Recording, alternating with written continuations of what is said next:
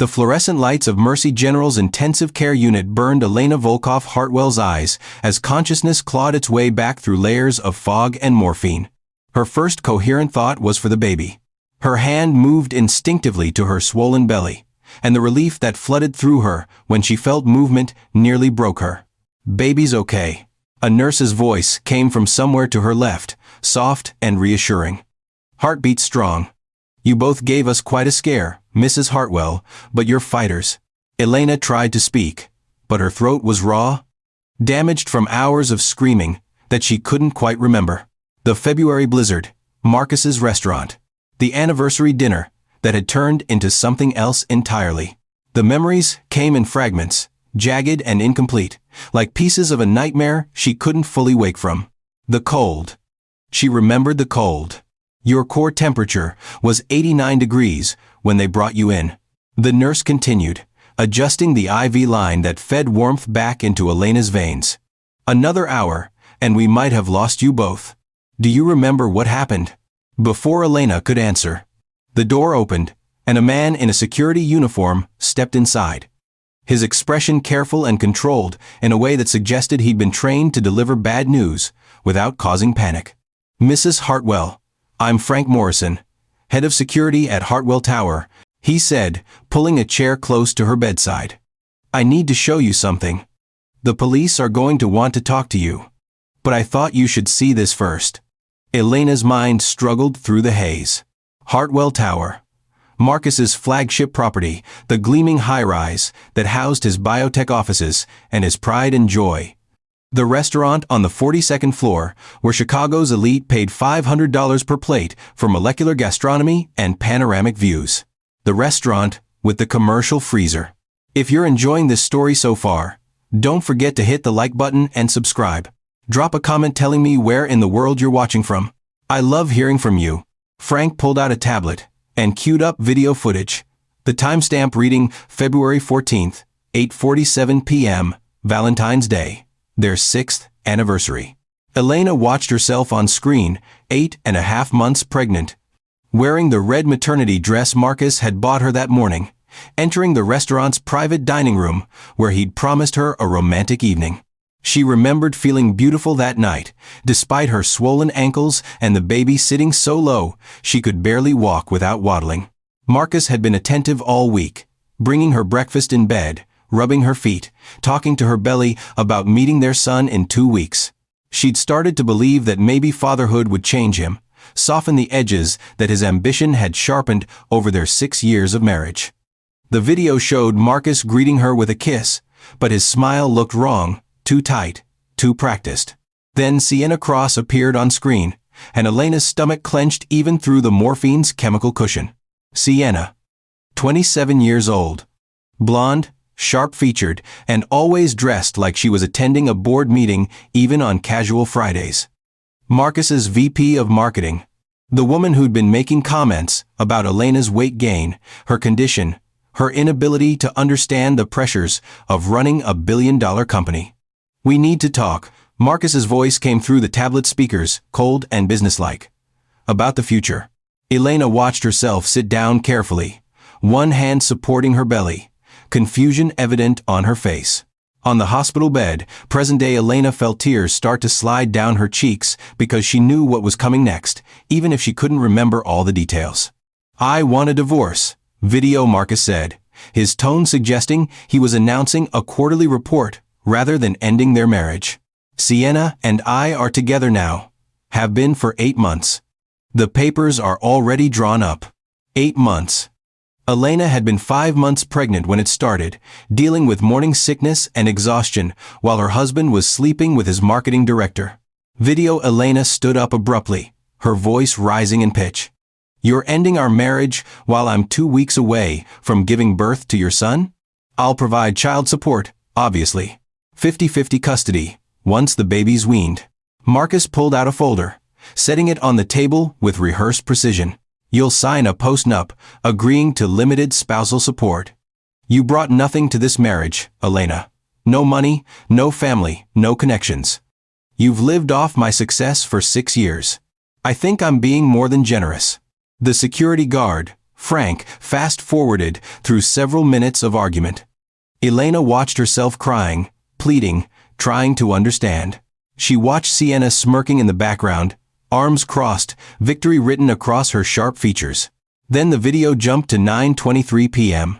Marcus was shouting now, his face red with rage that Elena recognized from other arguments, other moments when his carefully constructed public persona had cracked to reveal something uglier underneath. "You don't get to make this difficult," he snarled. "You don't get to cry and manipulate and play the victim. I've made my decision. I'm carrying your child." Video Elena's voice broke. "How can you do this now? Can't we at least wait until after the baby's born?" What happened next made present-day Elena close her eyes, unable to watch even though the scene played behind her eyelids anyway. Marcus grabbed her arm, his fingers digging into her flesh hard enough to bruise. Sienna opened the kitchen door. Together, they dragged Elena through the empty restaurant kitchen toward the walk-in freezer in the back. "No," Elena whispered on the hospital bed. "No. Please." Frank paused the video.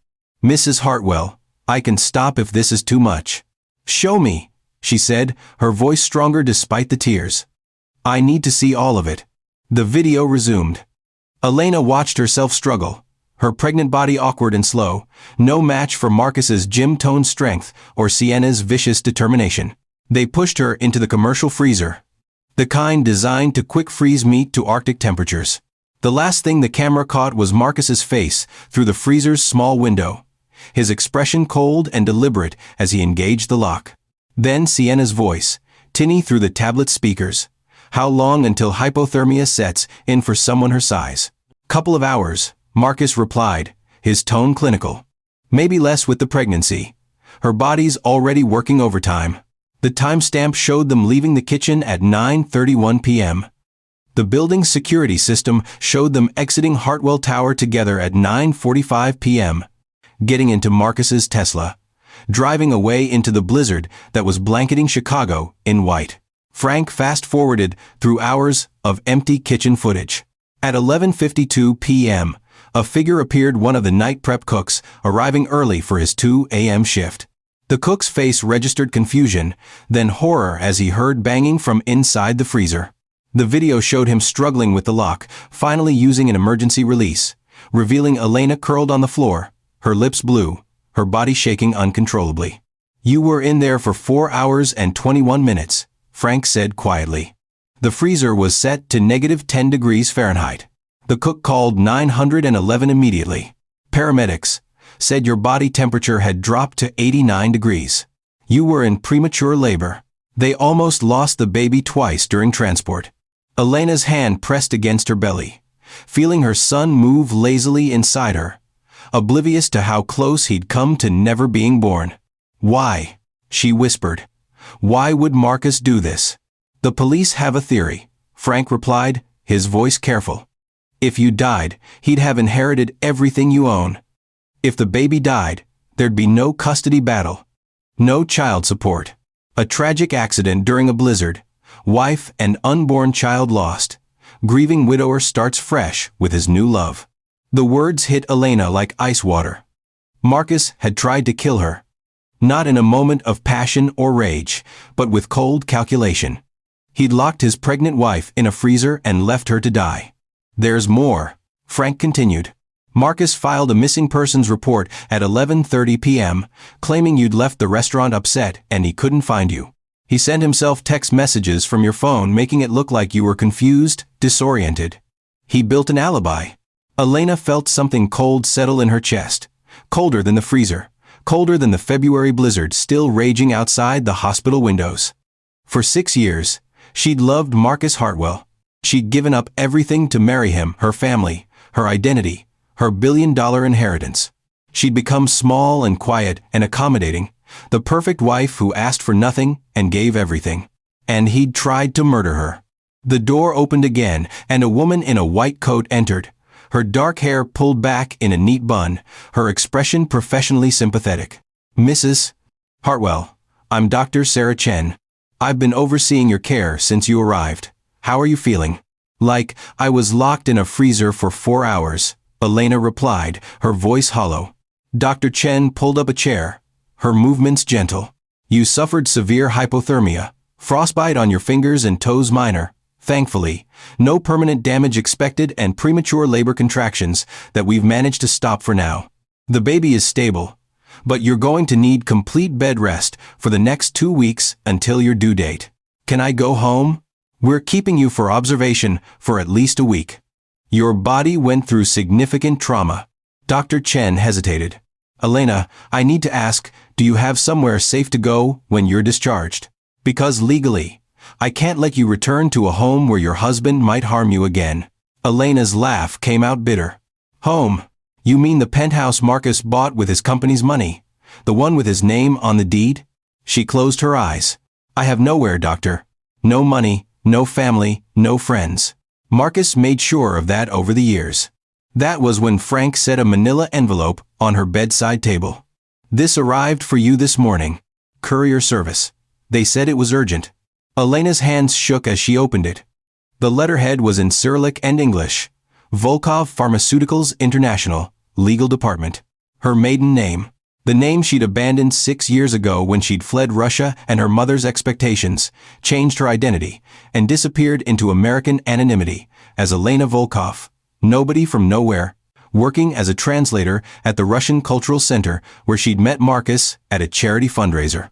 The letter was brief and formal. Dear Miss Volkov, this correspondence serves as official notification that your grandfather, Dmitry Volkov, passed away on November 18th. As per the terms of his will and the Volkov Family Trust established in 1967, you are the primary beneficiary of his estate. Your inheritance includes 67% controlling shares of Volkov Pharmaceuticals, International valued at $12.3 billion, personal assets exceeding $800 million. Property holdings across 7 countries. Additionally, we have been attempting to contact you regarding time-sensitive matters related to your marriage status and recent pregnancy. Trust provisions require immediate legal consultation. Your mother, CEO Katerina Volkov, requests urgent contact.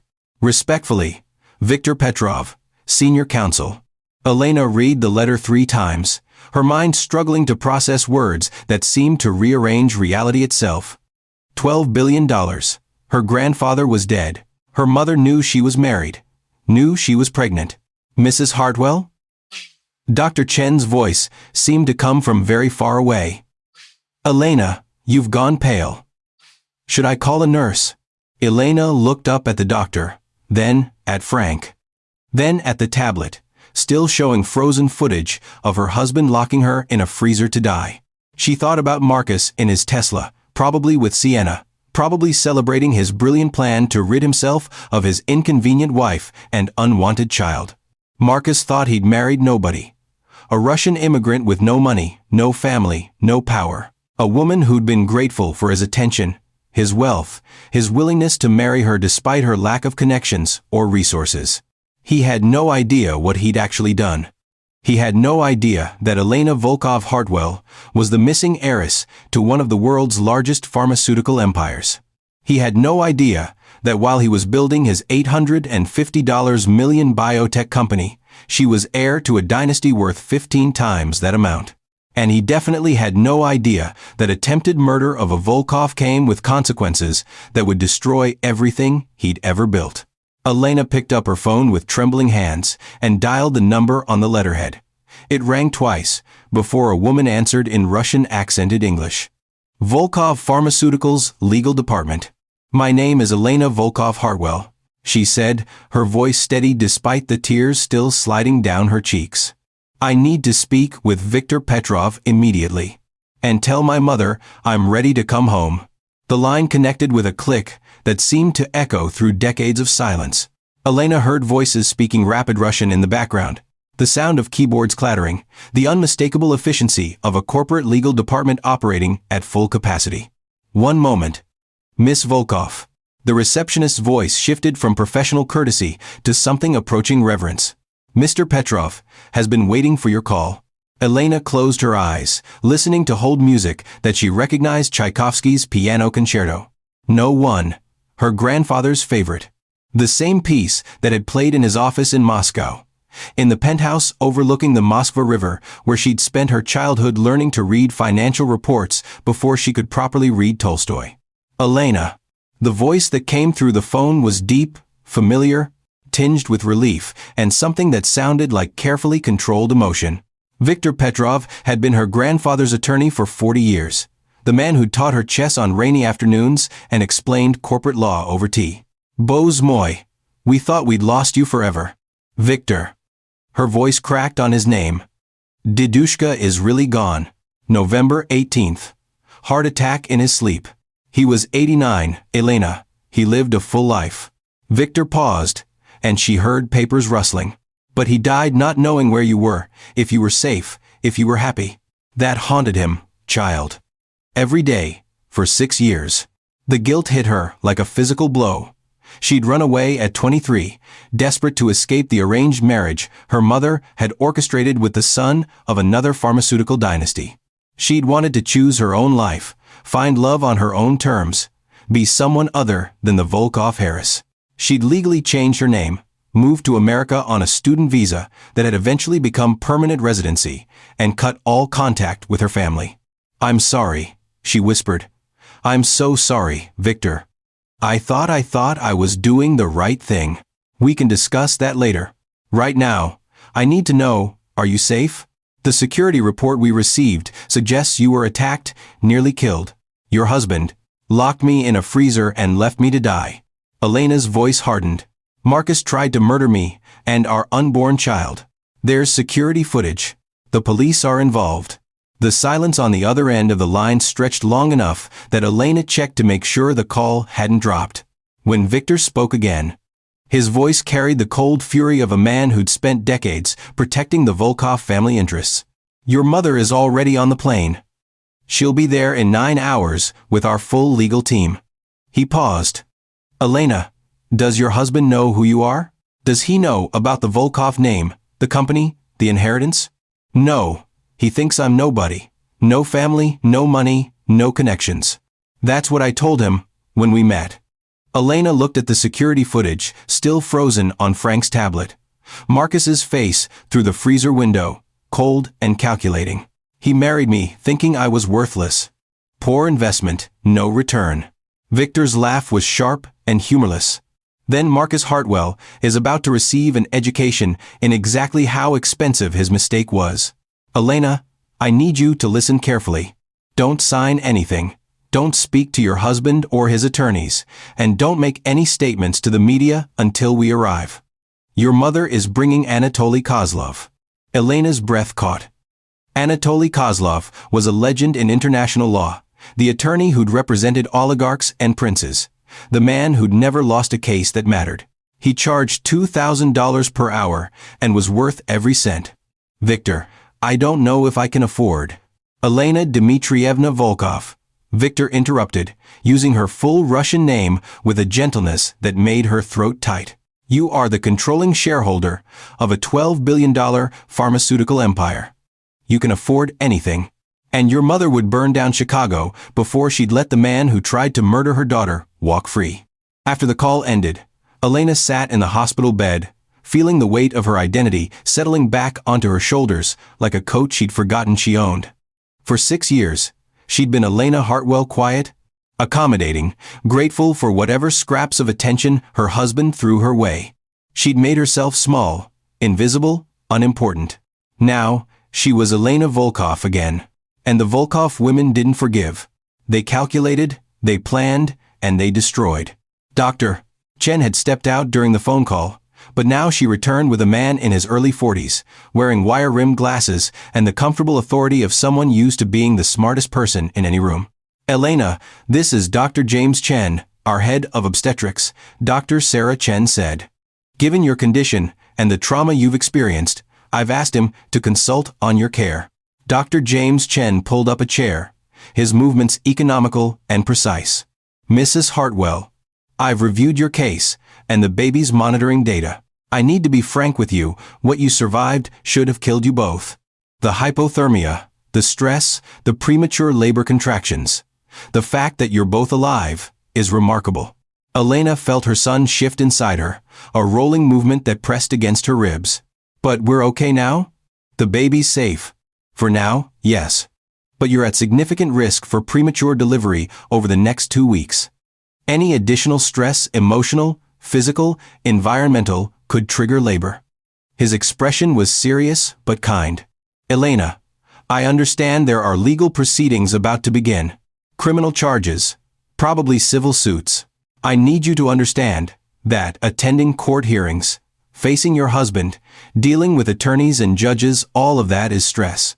Significant stress. I have to be there, Elena said quietly. I have to face him.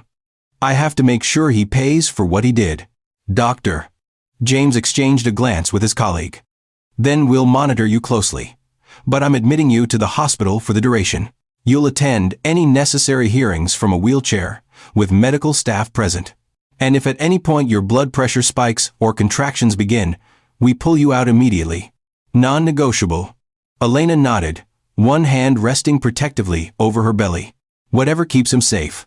Speaking of safety, Frank Morrison interjected from his position near the door. Mrs. Hartwell, Chicago PD is here.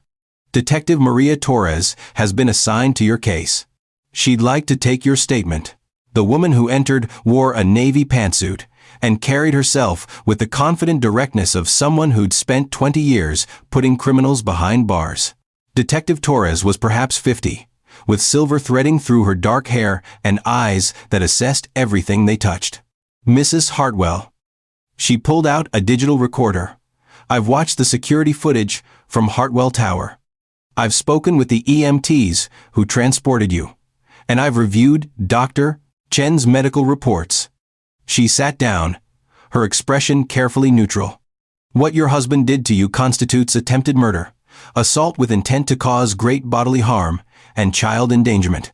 Those are serious charges with serious prison time attached. Elena felt something fierce and cold crystallize in her chest. Good. I need to warn you, your husband has already retained counsel. Morrison, Price, and Sterling, one of Chicago's top defense firms. They're going to argue that locking you in the freezer was an accident, a domestic dispute that got out of hand, temporary insanity, anything to reduce the charges. Detective Torres leaned forward. They're also going to dig into your past, your relationship, looking for anything they can use to paint you as unstable or unreliable. So I need to ask, is there anything in your background that could complicate this case? Elena thought about the question carefully. The detective didn't know about Volkov Pharmaceuticals yet, didn't know that in 9 hours, an army of international lawyers would descend on Chicago with resources that would make Marcus's defense team look like public defenders. My past is complicated, she said finally. But it won't help Marcus. If anything, it's going to make his situation significantly worse. Detective Torres studied her with shrewd eyes. You're not what I expected, Mrs. Hartwell. Most attempted murder victims are fragile, traumatized. You seem almost calm. I've been traumatized for 6 years, detective. This is just the first time I have the resources to do something about it. Before Torres could respond, shouting erupted in the hallway outside Elena's room. A man's voice, loud and imperious, demanding access. Elena recognized it immediately. Marcus, using the tone he employed with subordinate employees and waitstaff, the voice of someone who expected instant obedience. I'm her husband. You can't keep me from seeing my wife. Frank Morrison moved to the door, his hand resting on his radio. Mrs. Hartwell, do you want to see him? Elena's first instinct was to say no, to hide, to avoid confrontation the way she'd done throughout their marriage.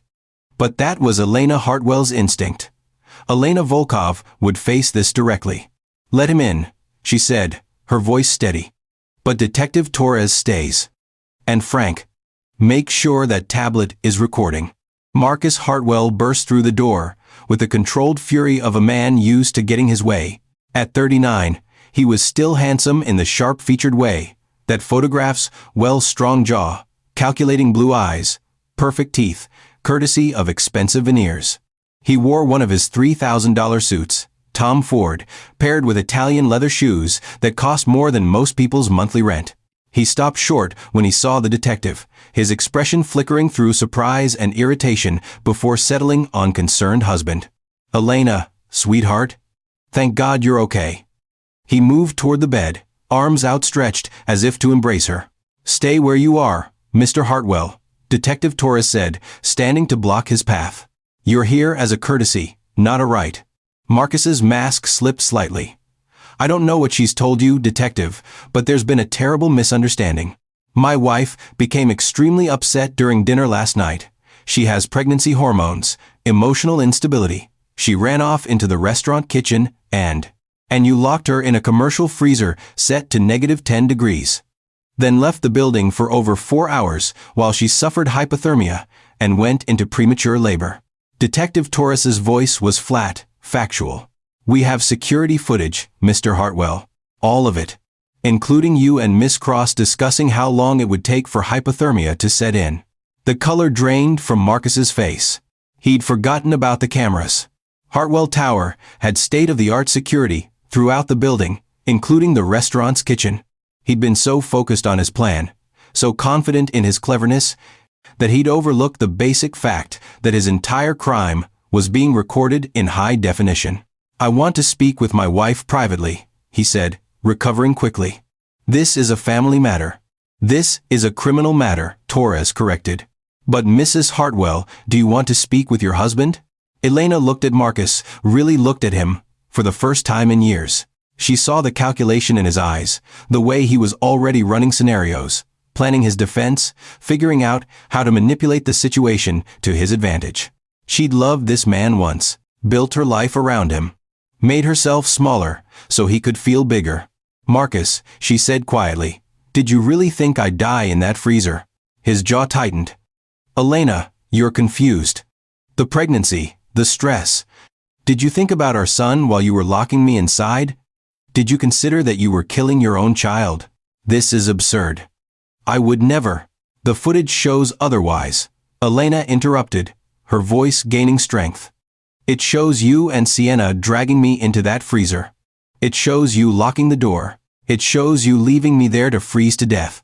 All of it, Marcus. Every single second. Marcus glanced at Detective Torres, clearly weighing his options. I want my attorney present before I answer any questions. Smart choice, Torres replied. Because you're going to need one. Actually, you're going to need several. Is that a threat, Detective? It's a fact. Attempted murder in Illinois carries a sentence of 15 to life. Add in the assault charges, the child endangerment, the premeditation we can prove from the security footage. Torres smiled without warmth. Mr. Hartwell, you're looking at spending the rest of your life in prison. Marcus's composure finally cracked. This is insane. Elena, tell them this is a misunderstanding. Tell them you're not pressing charges. I'm pressing every charge available, Elena said, her hand resting on her belly where her son was kicking steadily, reassuringly alive. And when my attorneys arrive, we'll be discussing civil suits as well. For attempted murder, emotional distress, and the systematic financial abuse I've endured throughout our marriage. Your attorneys? Marcus laughed, the sound harsh and disbelieving. Elena, you don't have attorneys. You don't have money for attorneys. You have nothing. You are nothing. The silence that followed his words seemed to crystallize in the air between them. Elena saw Detective Torres's eyebrows rise slightly. Frank Morrison shifted his weight, suddenly very interested in the conversation. Nothing, Elena repeated softly. Is that what you think, Marcus? It's what I know. You came to me with nothing, no family, no money, no prospects. You've lived off my success for 6 years. You think some public defender is going to go up against Morrison, Price, and Sterling? You think. I think, Elena interrupted, her voice cold as the freezer he'd locked her in, that you're about to discover exactly how wrong you've been about everything. Marcus stared at her, confusion flickering across his features. This wasn't the Elena he knew, the quiet, accommodating wife who apologized when he came home late, who accepted his excuses and his cold shoulders and his casual cruelties without complaint. What's that supposed to mean? It means my mother is landing at O'Hare International in 7 hours with a legal team that will make your attorneys look like first-year law students. It means that the nothing you married is actually the controlling shareholder of a $12 billion pharmaceutical empire. It means that every assumption you've made about who I am and what I'm worth has been catastrophically, expensively wrong. The color drained from Marcus's face completely. You're lying. Elena reached for the letter on her bedside table and held it up so Marcus could see the Volkov Pharmaceuticals letterhead, the official seals. The formal legal language detailing her inheritance. My name is Elena Dmitrievna Volkov, she said, watching understanding and horror dawn in his eyes. My grandfather founded Volkov Pharmaceuticals International in 1967. My mother is the current CEO. I am the heir to everything they built. And you, Marcus Hartwell, tried to murder a woman whose family could buy your entire company with the money we spend on office supplies. Marcus grabbed for the letter, but Detective Torres intercepted him. Don't touch anything, Mr. Hartwell. This is impossible. You said your family was dead. You said you had no one.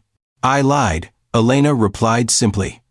I wanted to know if someone could love me for myself, not for my family's money. Congratulations, Marcus. You proved that when you thought I was worthless, I truly was worth nothing to you. Marcus turned to Detective Torres, his voice rising with desperation. She's been lying for 6 years. She deceived me about her identity. That has to be fraud, some kind of criminal misrepresentation. Not disclosing family wealth isn't a crime, Mr. Hartwell, Torres said dryly. Attempted murder is, and I'm guessing Mrs. Hartwell's attorneys are going to have a field day with the fact that you tried to kill a woman worth billions so you could marry your mistress. The hospital room door opened again, and Sienna Cross stepped inside. Her blonde hair perfectly styled despite the early hour, her expression shifting from practiced concern to shock when she saw the detective. Marcus, darling, I heard Elena was here, and she stopped mid-sentence, taking in the scene. Elena, in the hospital bed, Detective Torres, with her badge visible, Frank Morrison, with his security tablet. Marcus looking like a man watching his entire world collapse. Miss Cross, Detective Torres said pleasantly. Perfect timing. I have some questions for you as well about your involvement in last night's incident. Sienna's eyes widened. My involvement? I don't know what you're talking about. I wasn't even there. The security footage says otherwise. Frank Morrison replied, turning his tablet to show Sienna on screen, helping Marcus drag Elena toward the freezer. Time-stamped, high definition, and very clearly showing you as an active participant in attempted murder. Sienna looked at Marcus, her face pale. You said the cameras weren't working in the kitchen. You said. I suggest you stop talking, Miss Cross. Detective Torres interrupted.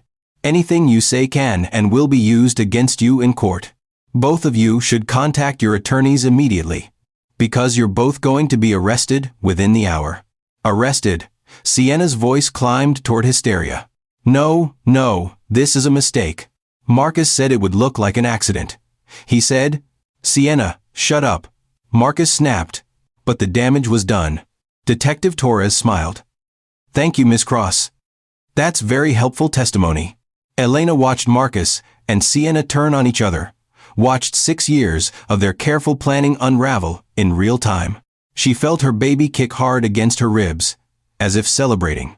Outside the window, Chicago's skyline glittered with the lights of a city just beginning to wake. Somewhere out there, her mother was crossing the Atlantic with an army of lawyers and the full weight of the Volkov empire behind her. Marcus thought he'd destroyed Elena's life when he locked her in that freezer. Instead, he'd just awakened a dynasty, and the war he'd started was about to consume everything he'd ever built. The arrest happened so quickly that Elena almost missed it. One moment, Marcus was standing in her hospital room, his face cycling through denial and rage and calculation. The next, Detective Torres was speaking into her radio, and uniformed officers were flooding through the door with handcuffs and Miranda warnings. Marcus Hartwell, you're under arrest for attempted murder, aggravated assault, and child endangerment, Torres said, her voice carrying the weight of authority that came from 2 decades of putting criminals away. You have the right to remain. Elena watched Marcus's expression shift from disbelief to fury as the cuffs clicked around his wrists. He'd spent his entire adult life being the most important person in any room, CEO, millionaire, The man who'd built Hartwell Biotech from a garage startup into an $850 million company.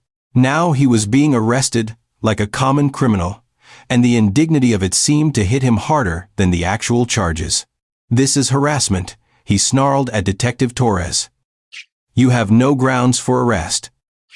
My attorney will have me out within the hour." "Your attorney can try," Torres replied, nodding to the officers to escort him out. "But that security footage is pretty damning, Mr. Hartwell. Juries don't tend to sympathize with men who lock their pregnant wives in freezers." Sienna Cross was crying now, mascara running down her carefully contoured cheeks as another officer read her rights. "I want immunity," she said desperately. "I'll testify against Marcus. I'll tell you everything. Just please, I can't go to jail. I have a career. I have a life." "You should have thought about that before you helped attempt murder," Torres said without sympathy. "But if you want to make a deal, contact the state's attorney's office. I'm sure they'd love to hear what you have to say." As the officers led Marcus and Sienna toward the door, Marcus turned back to Elena one last time. The mask had fully fallen now, revealing something ugly and desperate underneath. "You vindictive bitch," he spat. "I gave you everything. A home, a name, a life you never could have had on your own. And this is how you repay me." Elena met his gaze steadily, her hand resting protectively over her belly. "You gave me nothing, Marcus, you took everything. My dignity, my independence, 6 years of my life. And when I was carrying your child, you tried to murder us both." Her voice remained calm, clinical. "The only thing you ever gave me was a lesson in what happens when you trust the wrong person. I'll destroy you in court," Marcus promised, his voice low and venomous. "I'll prove you're unstable, unfit to be a mother. I'll take our son, and you'll never see him again." "Mr. Hartwell, time to go," one of the officers said, pulling him toward the door. "You're nobody, Elena," Marcus shouted over his shoulder as they dragged him into the hallway. "You'll always be nobody." The door closed on his final words, leaving silence in their wake. Detective Torres let out a long breath. "Well, that was dramatic. You okay, Mrs. Hartwell?" Elena discovered she was shaking, but not from fear. It was rage, pure and cold, that made her hands tremble against the hospital blankets. "I'm fine. Actually, I'm better than I've been in 6 years." Dr. James Chen appeared at her side, checking her monitors with a concerned frown. "Your blood pressure just spiked to 160/95. Heart rate at 110. Elena, you need to calm down or I'm going to have to sedate you." "I'm sorry," Elena said, forcing herself to take slow, deliberate breaths. "It's just seeing him, listening to him still trying to control me." "I know, but think about your son." Dr. Chen's voice was gentle but firm. "He needs you stable and healthy. Marcus Hartwell isn't worth risking your baby's life." The words cut through Elena's anger like a knife through fog. Her son, Nikolai, she'd already chosen the name in her mind, after her grandfather, Nikolai Dmitrievich Volkov. He would carry her family's name, not Marcus's. He would grow up knowing his heritage, his power, his worth. "You're right," she said quietly, consciously relaxing her shoulders. "I'm sorry, doctor." "Don't apologize. Just breathe, doctor." Chen adjusted her IV, adding something to the line that made warmth spread through Elena's veins. "That's a mild sedative, nothing that will harm the baby, but it should help you rest." "Detective Torres, I'm going to have to ask you to wrap this up. My patient needs sleep." Torres nodded, gathering her notes. "Mrs. Hartwell, we'll need a formal statement eventually, but we have enough to hold Mr. Hartwell and Miss Cross for now. The security footage is solid evidence. Your husband's attorney will probably push for bail, but given the severity of the charges and the fact that you're a flight risk." "I'm not going anywhere," Elena interrupted. "I'm staying right here until this baby is born and Marcus Hartwell is in prison where he belongs." "Actually, I was referring to your husband as the flight risk," Torres said with a slight smile. "Man with resources, facing serious prison time, and now apparently married to a billionaire he tried to murder? I'd say he has significant incentive to run." Frank Morrison, who'd been quietly documenting everything on his security tablet, cleared his throat. "Detective, you should know Marcus froze all of Mrs. Hartwell's credit cards this morning. Bank accounts too. She has no access to any money right now." Elena felt a cold laugh bubble up. Of course he did. One last attempt at control. He also filed an emergency restraining order claiming Elena is mentally unstable and poses a danger to their unborn child. Frank continued. "It's scheduled for a hearing tomorrow morning." The sheer audacity of it took Elena's breath away. Marcus tried to murder her, and he was claiming she was the danger? That won't stand, Detective Torres said firmly. "Not with the evidence we have. But Mrs. Hartwell, you'll need legal representation at that hearing. Do you have an attorney?" "My family's legal team arrives in," Elena checked the clock on the wall, 6 hours. "Until then, I'm alone." "Not alone," a voice said from the doorway. Elena turned to see a woman in her mid-30s, wearing an impeccably tailored charcoal suit and carrying a Hermes briefcase that probably cost $15,000. She had sharp, intelligent features and eyes that assessed everything they touched with the precision of someone trained to find weaknesses and exploit them. "Rachel Morrison," the woman said, extending her hand to Elena. "I'm a partner at Goldstein and Associates. We specialize in high-stakes family law and criminal defense." "I didn't call an attorney," Elena said, confused. "No, but Victor Petrov did." Rachel pulled out a business card and handed it to Detective Torres. "Mr. Petrov reached out to our firm an hour ago on behalf of the Volkov family. He's retained us to represent Mrs. Hartwell until the primary legal team arrives from Moscow." Detective Torres examined the card, her eyebrows rising slightly. "Goldstein and Associates. You don't come cheap." "No, we don't." Rachel turned her attention to Elena. "Mrs. Hartwell, I've already filed a motion to dismiss your husband's restraining order. I've also filed emergency motions to freeze all marital assets, prevent Marcus from accessing any joint accounts, and secure your financial independence pending divorce proceedings." Elena felt tears sting her eyes. Victor hadn't just sent an attorney, he'd sent a weapon. Additionally, Rachel continued, pulling documents from her briefcase with practiced efficiency. "I've drafted a protection order against your husband and Miss Cross. Judge Martinez granted it an hour ago. Neither of them can come within 500 feet of you, this hospital, or any Volkov property." "Volkov property?" Elena repeated. Rachel smiled. "Your family owns 3 buildings in Chicago, Mrs. Hartwell, including a penthouse at the Sterling Tower where you'll be staying after you're discharged from the hospital. Your mother's instructions were very clear. You're not to return to any location your husband has access to." The Sterling Tower. Elena had walked past it 100 times, never knowing her family owned it. Just like she'd never known about the pharmaceutical empire, the billions of dollars, the properties spanning 7 countries. She'd spent 6 years living as nobody, and all along she'd been heir to everything. "How much do you know about my situation?" Elena asked carefully. "Everything," Rachel replied. "Mr. Petrov briefed me fully. The attempted murder, the security footage, the arrests that just took place. I also know about Hartwell Biotech and your husband's company's rather precarious financial position." "Precarious?" Rachel pulled out another set of documents. "Marcus Hartwell's company is impressive on paper, but it's heavily leveraged. He's taken out significant loans using projected future earnings as collateral. If anything were to damage Hartwell Biotech's reputation or stock value, say, for instance, the CEO being arrested for attempted murder, the whole house of cards could collapse." Elena absorbed this information slowly. "How long has the company been in trouble?" "At least 2 years, based on the financial documents we've obtained." "My guess. Marcus was counting on that divorce from you going smoothly. No assets to split, no alimony to pay, a quick separation that would let him marry Sienna and present a stable image to investors." Rachel's smile was sharp.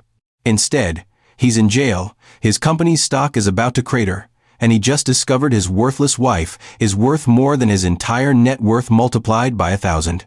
Detective Torres was watching this exchange with obvious fascination. "Miss Morrison, I should warn you, Marcus Hartwell has retained Morrison, Price, and Sterling for his defense. They're good. They're adequate. Rachel corrected. I've beaten them in court 4 times this year alone. Detective, I assume you'll be recommending no bail, given the severity of the charges and the evidence we have? Absolutely. Good. Then Mr. Hartwell will remain in custody until trial, which gives us time to build our case. Rachel turned back to Elena. Mrs. Hartwell, I need you to understand something. What's about to happen is going to be very public. Your husband's arrest is already making news. Once the media discovers who you really are, that you're the Volkov Harris, this becomes an international story. Elena felt her son kick against her ribs, as if reminding her why she was fighting. I don't care about the publicity. I care about making sure Marcus pays for what he did. He will, Rachel promised. But we need to control the narrative, which is why I've arranged a press conference for tomorrow afternoon. Tomorrow, I'll still be in the hospital. Exactly. We'll hold it here, in a controlled environment, with you surrounded by medical staff. You'll appear sympathetic, vulnerable, but strong. A pregnant woman who survived attempted murder by her CEO husband. The optics are perfect. Dr. Chen stepped forward. Absolutely not. My patient is on bed rest. A press conference would be incredibly stressful. Which is why we'll keep it brief, Rachel countered smoothly. 5 minutes. Prepared statement only. No questions. We control every aspect of it. Why? Elena asked. Why do we need a press conference at all? Rachel's expression grew serious.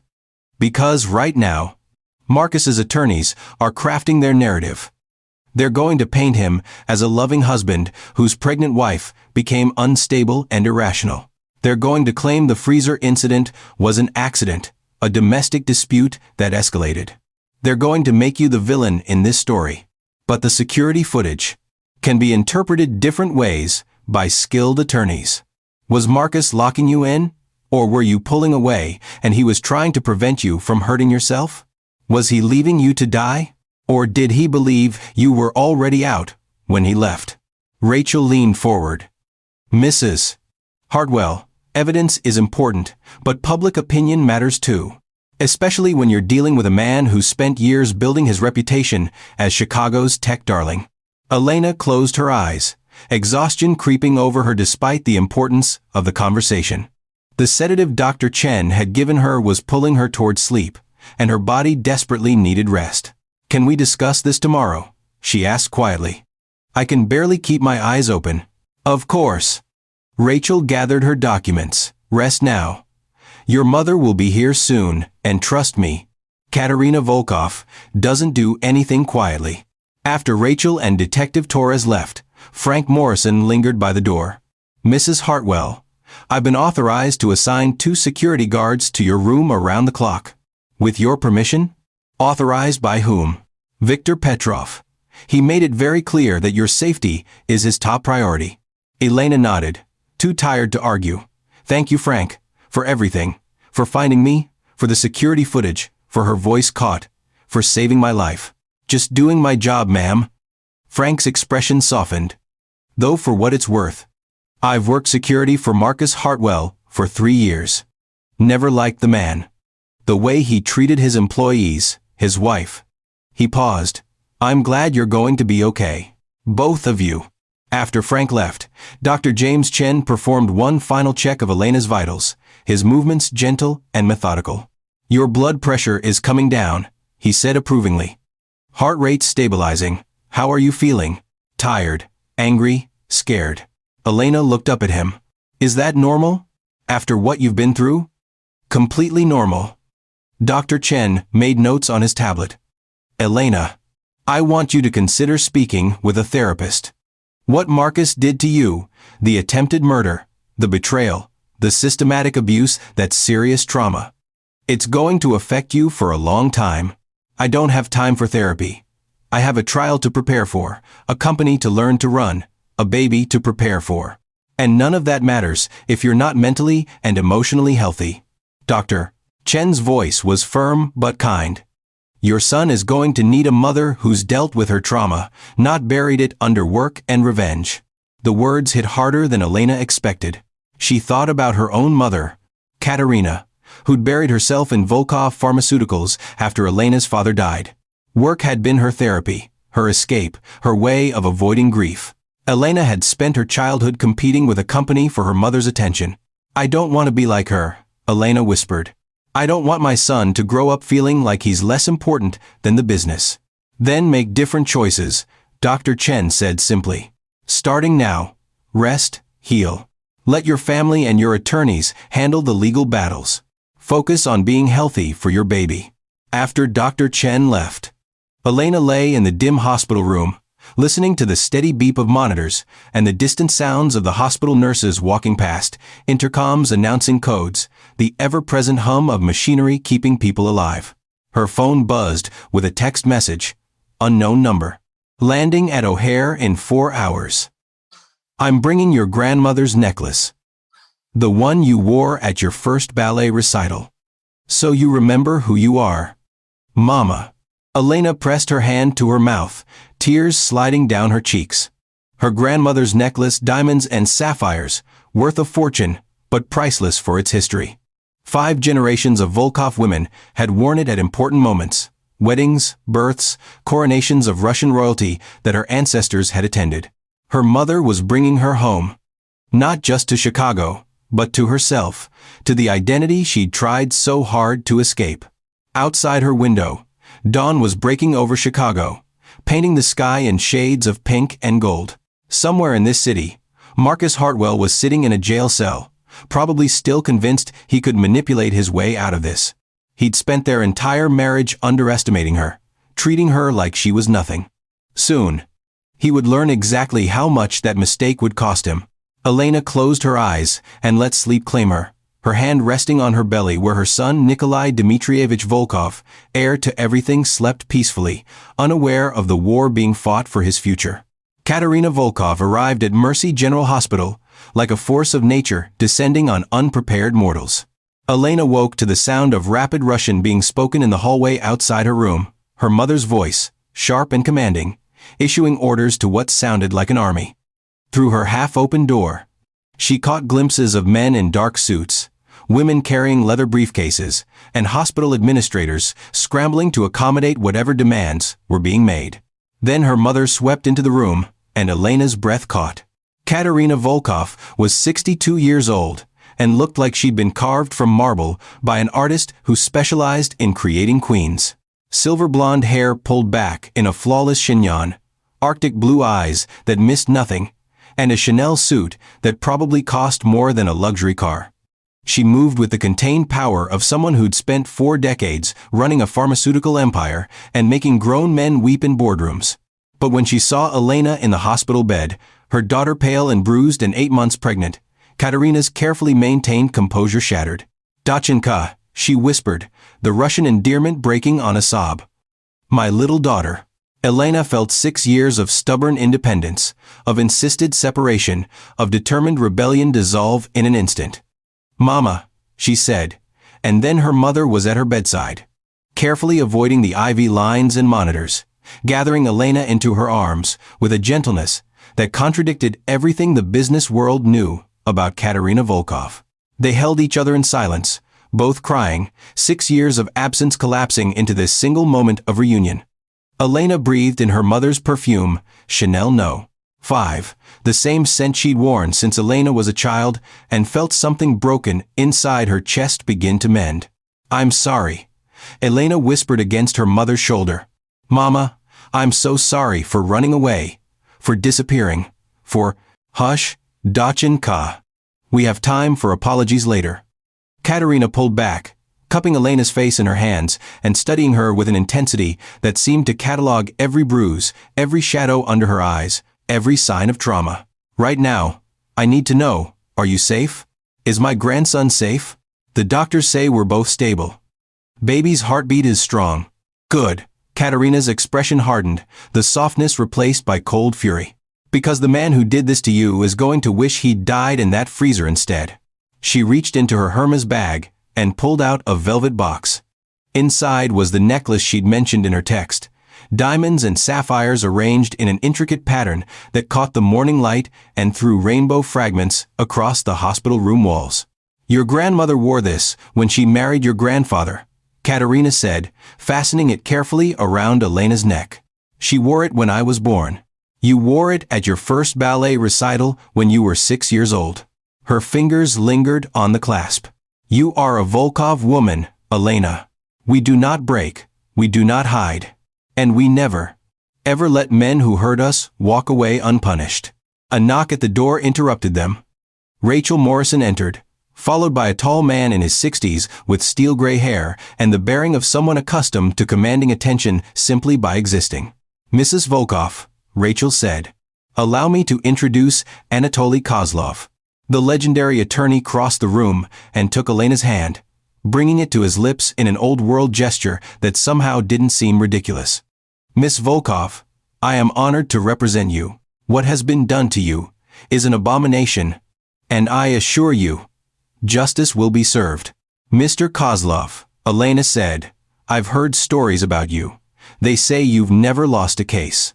"I have lost 3 cases in 40 years of practice," Kozlov corrected with a slight smile. "None of them were worth winning. This case, however, is worth winning, and we will win it decisively." He settled into a chair and opened a leather portfolio that probably contained Elena's entire future. "I have reviewed the security footage. I have spoken with Detective Torres and the state's attorney. I have examined the medical reports documenting your injuries and your child's near-death experience." His voice took on the quality of a blade being sharpened. "Marcus Hartwell attempted to murder you. The evidence is incontrovertible. But there are complications we must address." "What complications?" Katerina demanded. "Mr. Hartwell's attorneys are claiming the freezer incident was an accident. That you and their client had an argument. That you ran into the kitchen in an emotional state. That the door locked accidentally. And that Mr. Hartwell left the building, believing you had already exited through another door." Elena felt cold disbelief wash over her. "The security footage shows him deliberately locking me inside. It shows Sienna asking how long until hypothermia sets in. I know, and a jury will see that footage. But Morrison, Price, and Sterling are very good at creating reasonable doubt." Kozlov pulled out several documents. "They're also filing motions to suppress the security footage, claiming it violates your husband's privacy rights. To paint you as mentally unstable due to pregnancy hormones. To argue that you have a history of erratic behavior. I have no such history," Elena said firmly. "They will create one. They will find former coworkers who will testify that you seem depressed, anxious, emotionally volatile. They will bring in psychologists who will diagnose you with conditions you don't have. They will fail," Katerina interrupted coldly. "Because we have resources they cannot imagine, money they cannot match, and a willingness to destroy Marcus Hartwell so completely that he will beg for the mercy of prison rather than face what we can do to him in civil court." Kozlov smiled, and it was the expression of a predator recognizing a fellow apex hunter. "Mrs. Volkov, I believe we will work very well together." Rachel Morrison pulled out her tablet. "We have several strategic options. First, the criminal case. The state's attorney is pushing for attempted murder, which carries 15 to life. With the security footage and the medical evidence, conviction is likely. But we can't rely solely on the criminal case." "Why not?" Elena asked. "Because criminal cases have a higher burden of proof. Beyond a reasonable doubt is a high bar. One persuasive defense attorney, one sympathetic jury member, and Marcus could walk." Rachel's expression was serious. "That's why we're also filing a massive civil suit. Attempted murder, assault, battery, emotional distress, intentional infliction of harm to you and your unborn child. In civil court, the burden of proof is lower, preponderance of evidence, and we can destroy him financially even if he somehow escapes criminal conviction." "How much are we suing for?" Elena asked. Rachel and Kozlov exchanged a glance. $500 million, Kozlov said calmly. "Which will effectively bankrupt both Marcus Hartwell and Hartwell Biotech." Elena's breath caught, 500 million. Your medical expenses, therapy costs, the cost of raising your child alone, loss of consortium, pain and suffering, punitive damages. Rachel ticked off items on her fingers. But more importantly, it sends a message. You don't just survive what Marcus did to you, you financially annihilate him for it. Katerina pulled out her own phone and began typing rapidly. Victor is already moving on the corporate front. Volkov Pharmaceuticals has partnerships with 3 major medical distributors that supply Hartwell Biotech's research facilities. As of this morning, those contracts are under review. Review? Elena repeated. Meaning they will be terminated within the week, her mother said with satisfaction. Without those supply contracts, Marcus's research and development division collapses. His 2 largest clinical trials will have to shut down. His stock price will crater. Is that legal? Elena asked, though part of her didn't care. Completely legal, Kozlov confirmed. Volkov Pharmaceuticals has the right to review and terminate contracts at will, particularly when dealing with a company whose CEO has been arrested for attempted murder. It's simply good business practice to distance yourself from criminal liability. A young woman in her 30s entered the room carrying a laptop and wearing the slightly harried expression of someone managing multiple crises simultaneously. Mrs. Volkov, the press conference is scheduled for 2 p.m. We have 17 major media outlets confirmed, including CNN, BBC, and Reuters. Elena felt her stomach clench. That's in 4 hours.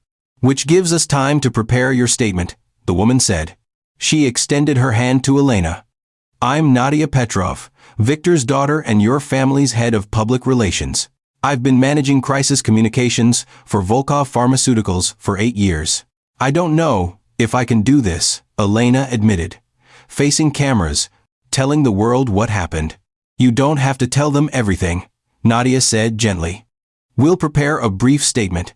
You'll read it from the hospital bed, surrounded by medical staff. You'll appear vulnerable but strong, victimized but not defeated. The optics are important, Elena. Right now, Marcus's attorneys are already spinning this as a domestic dispute gone wrong. We need to control the narrative before they do. What about my identity? Elena asked. Do we tell them I'm the Volkov Harris? Katerina and Kozlov exchanged another glance. We were debating that question on the flight here, her mother said. There are advantages to revealing your identity. Now it shows Marcus's motive, makes him look even more calculating and cruel. But it also invites questions about why you hid your background, whether you deceived him. I did deceive him, Elena said quietly. I lied about who I was for 6 years. You chose privacy, Kozlov corrected. You chose to see if your husband could love you for yourself rather than your family's wealth. That's not deception, that's wisdom. And it proved correct. Since the moment Marcus believed you were worthless, he tried to kill you. Rachel nodded. I suggest we reveal your identity at the press conference. Let Marcus discover it the same way the world does watching television from his jail cell. The psychological impact will be devastating. A nurse entered to check Elena's vitals, and Dr. James Chen followed close behind. He stopped short when he saw the room full of people, his expression shifting from professional calm to mild alarm. Mrs. Hartwell, you're supposed to be resting, not holding what appears to be a corporate strategy session in your hospital room, he said, his voice firm despite the intimidating presence of Katerina Volkov and her legal army. Dr. Chen, Elena said quickly, this is my mother, Katerina Volkov, and my attorneys. They're causing my patient significant stress based on her blood pressure readings, Dr. Chen interrupted, checking the monitors with a frown. 145/92. Heart rate at 105. Everyone out. Now. To Elena's surprise, Katerina stood immediately. Of course, doctor. My daughter's health is the priority. Mrs. Volkov, doctor. Chen said as the room began to clear. With respect, your daughter nearly died 3 days ago. She's at serious risk for premature delivery. I understand there are legal matters that need attention, but if we don't manage her stress levels, she could go into labor at any moment. And at 34 weeks, that carries significant risks for the baby. 34 weeks, Katerina repeated, her face paling slightly. I didn't realize, Elena. You said you were 8.5 months. I am. The baby's due in 2 weeks. Babies born at 34 weeks usually do well with proper medical care, Dr. Chen said, his tone gentler. But we want to avoid premature delivery, if possible. Which means Mrs. Hartwell needs rest, calm, and minimal stress. Kozlov gathered his documents. We will reconvene this afternoon to prepare for the press conference. Until then, Miss Volkov, please rest. After the attorneys left, Katerina lingered at Elena's bedside. I should go as well. Let you sleep. Mama, wait. Elena caught her mother's hand. I need to know, are you angry with me? For running away? For disappearing? For angry? Katerina's laugh was short and bitter. Dachenka, I was devastated. For 6 years, I didn't know if you were alive or dead. I hired investigators, private detectives, but you'd covered your tracks too well. She sat down on the edge of the hospital bed. But angry?